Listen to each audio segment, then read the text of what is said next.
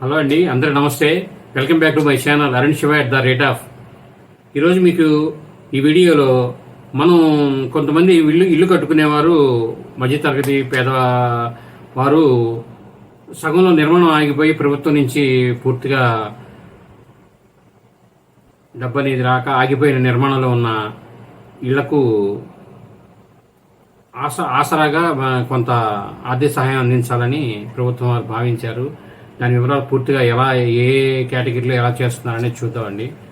రాష్ట్రంలో SC, ST, BC, ఆదివాసీ గిరిజనులకు కూటమి ప్రభుత్వం వారు గుడ్ న్యూస్ తెలిపారు.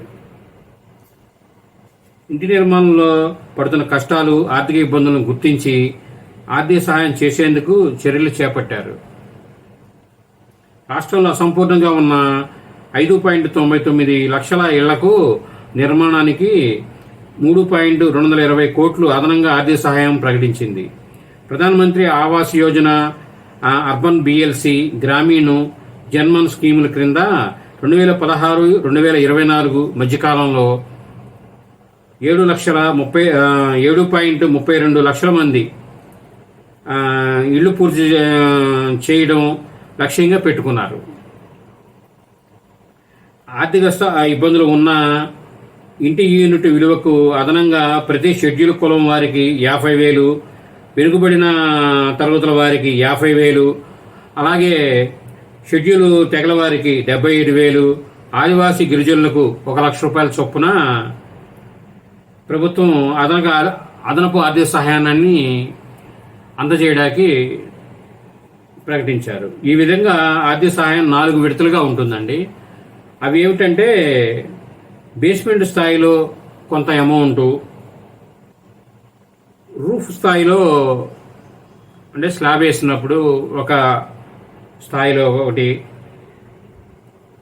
తర్వాత రూఫ్ లెవెల్లో ఒకటి, ఇల్లు పూర్తి స్థాయిలో ఒకటి. ఫస్ట్ బేస్మెంట్ స్థాయి, రూఫ్ లెవెల్ స్థాయి, స్లాబ్ స్థాయి, ఇల్లు పూర్తి స్థాయి పూర్తయిన తర్వాత ఇలా 4 భాగాలుగా విభజించి మనకి ఇచ్చే అమౌంట్ని మనకి అందజేస్తారు. అవి ఎలా అంటే మన వ్యక్తిగత ఖాతాలలో అవి జమ అవుతాయని తెలియజేశారు. లబ్ధిదారులందరూ ఈ గొప్ప అవకాశాన్ని వినియోగించుకొని వారి ఇంటి నిర్మాణాలు ఆగిపోయినవి చక్కగా పూర్తి చేసుకోవాలని రాష్ట్ర గృహ నిర్మాణ సంస్థ మేనేజింగ్ డైరెక్టర్ గారు పి రాజాబాబు గారు తెలిపారు.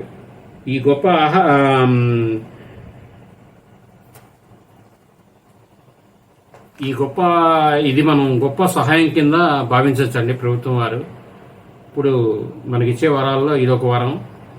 మనం ఎన్నో వరాలు పొందుతున్నాం ప్రభుత్వం నుంచి. అలాగే ఇది కూడా మనకి చక్కగా ఉపయోగపడేదండి.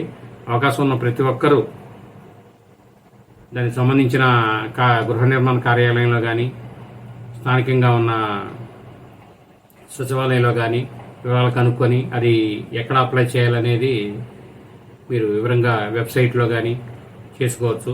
ఇప్పుడు మనకి ప్రభుత్వం వారు ఎన్నో యాప్లు వచ్చినాయి. ఆ యాప్ల్లో ఎలా చేయాలనేది మీ పూర్తి వివరం సేకరించి మీరు వీలైన త్వరగా అప్లై చేసుకుంటే మనం ఇంటి నిర్మాణం పూర్తి చేసుకోవడానికి బాగుంటుంది. ఈ వీడియో మీరు పూర్తిగా చూసినందుకు చాలా ధన్యవాదాలు. మేము మరిన్ని వీడియోలు చేయడం కోసం లైక్ చేయండి, షేర్ చేయండి. తప్పకుండా అందరూ సబ్స్క్రైబ్ చేసుకోండి. Thank you.